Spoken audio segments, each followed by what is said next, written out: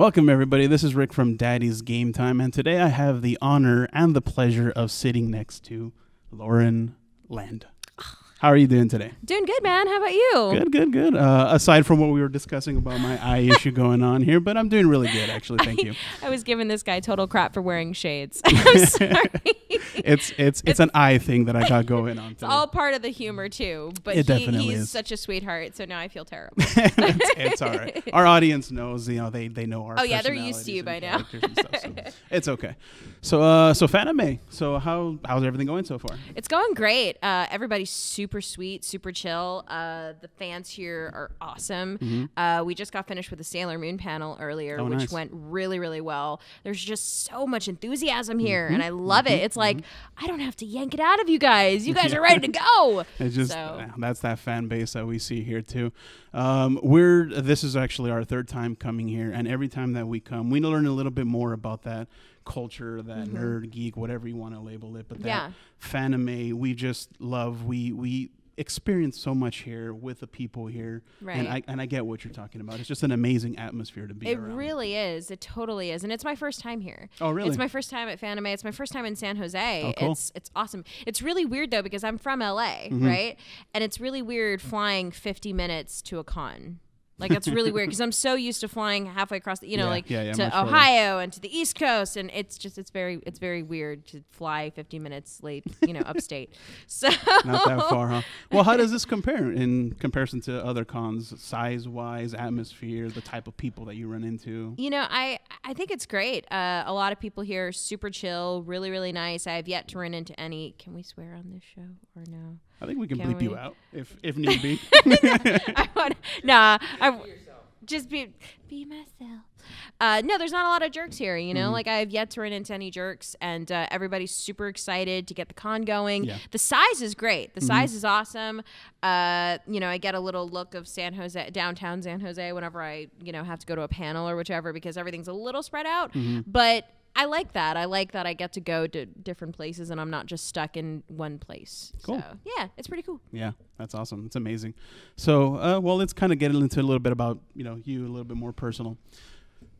I have seen a list of a lot of the works that you've done. I've seen both video game voice acting as well as anime voice acting. Cool. What weighs more? What do you find more challenging? Challenging. I mean, if I had a choice, the more challenging work would be video games, simply because with anime, you get way more visuals because you're actually watching the screen when you're trying to match the lit flaps, right? And there is some of that in video games, but not as much.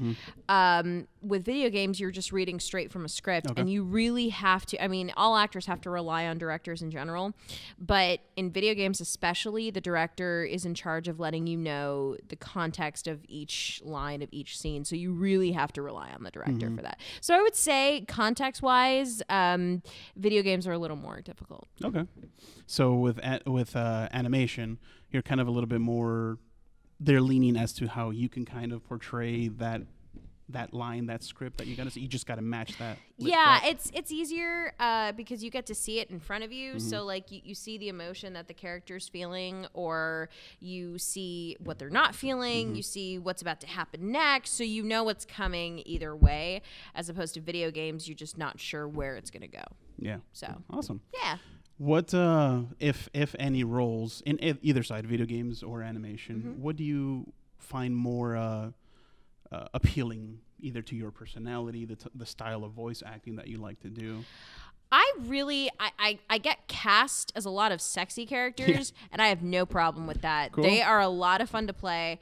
I love playing women that are incredibly confident in themselves, that can make men and women swoon, whichever. It's just a lot of fun to play, honestly. But I really think it's great because for whether they're male or female, confident characters are great, and I think that those are really fun to play. Villains are really fun to play too. Yeah, villains are really, really fun to play. I technically like villains more than I like heroes. Of course, without heroes, evil would take over. But either way, villains are still fun. Yeah. So some of the ones that I recognize, just that I, off the top of my head, I remember Attack on Titans. You did what was her name? Lionheart? Annie Lionheart.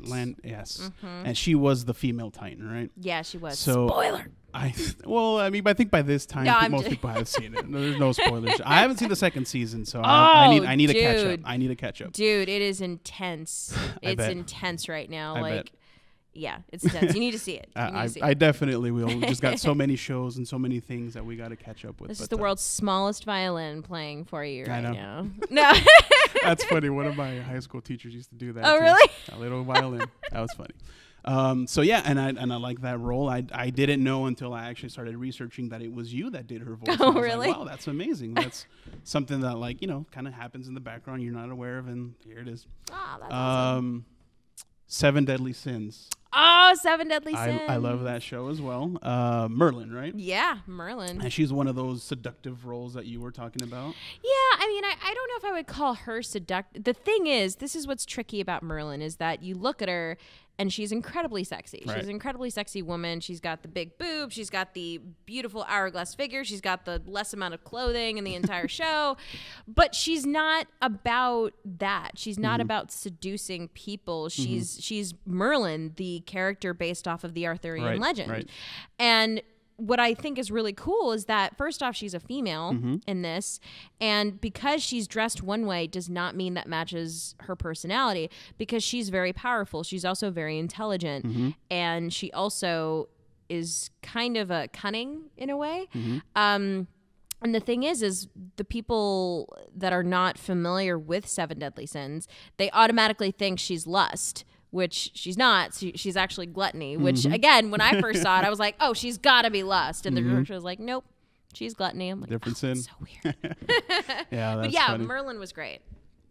Is there any particular role or character that you find just to be the role that you love so much? That's your favorite role? That's a tough one, because I'm grateful for every character that I play. And I know every actor says that. Every actor says it's like choosing my favorite child. And you guys are all dads. You know that you can't choose a favorite child. I would hope not. No, you're right. You know, right. Can't. But actually, really funny story on the side note. I was at a con once, and I asked that. I said, or they asked me that, which one's your favorite character? I said, well, would you choose a favorite child? And the mom was like, not in front of them. And everybody lost it. Like, everybody was laughing so hard. And she has given me permission to tell that story. Okay. So, but either way, I don't know if I can choose a favorite, but I know one of my absolute favorites is Sailor Neptune from Sailor Moon, because Sailor Moon was the first anime that I ever watched. Awesome. And Neptune was always my favorite character. So now, X amount of years later, I'm playing her. So that's pretty special to me. And she's just a badass character. She's really cool. And she's the perfect woman, in my opinion. Like, she's graceful. She's beautiful. She's powerful. She's confident. She's everything that, I wanted to be when I was little. So, she's a pretty cool character. That's awesome. That was actually going to kind of be towards my next question. Is there a role that you did or that you wanted to do that kind of got you into this field, or that maybe even opened up doors because you did that role and now you can do all these others? I mean, I don't know about that. I mean, if you're asking if there's roles I want to do, then hell yes.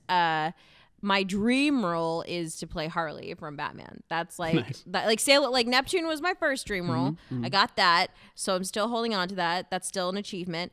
But Harley is definitely up there. Harley's definitely one that I really, really want to play. Yeah, that's a very famous character too nowadays. You see that character basically everywhere. Here at Fanime, we've seen her. Oh yeah, I've seen a ton of Harley cosplayers. Definitely.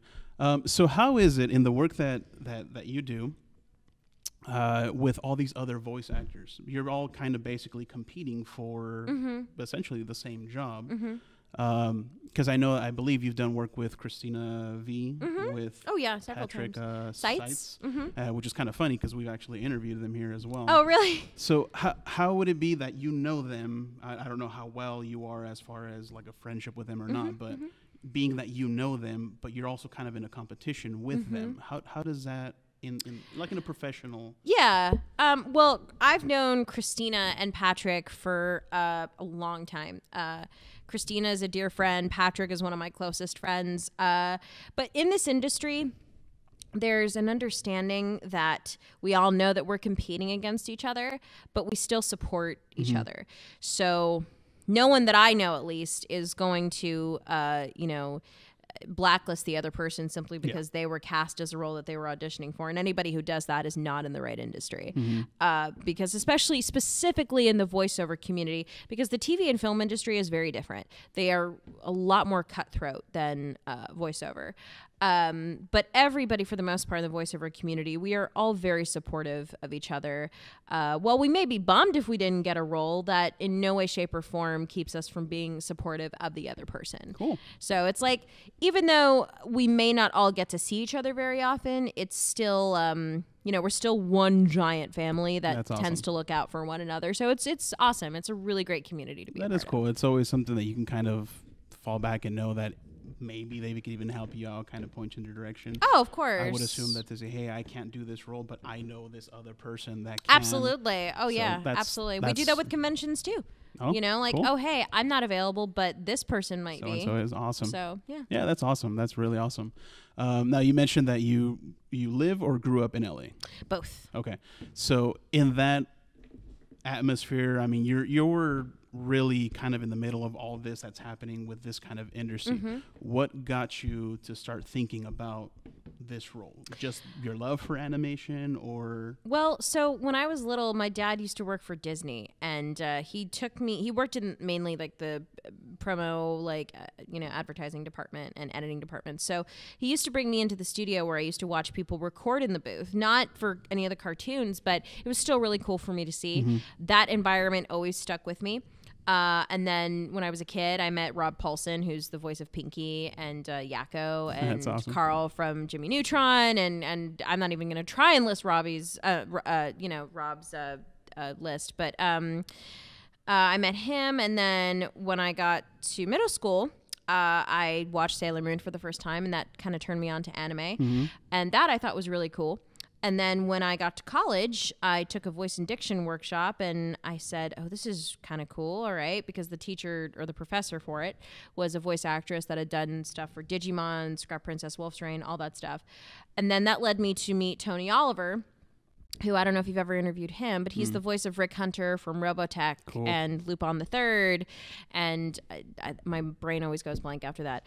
But yeah, so then I took a workshop with him, and I ended up auditioning for a show after I took it, and that was about 10 years ago. Cool. Yeah.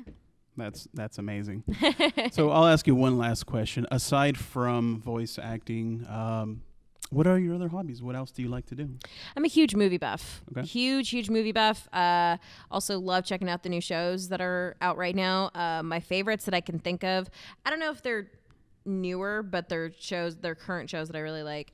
Love The Last Kingdom. The Last Kingdom is an awesome show. Harlots is really good. Just watch that.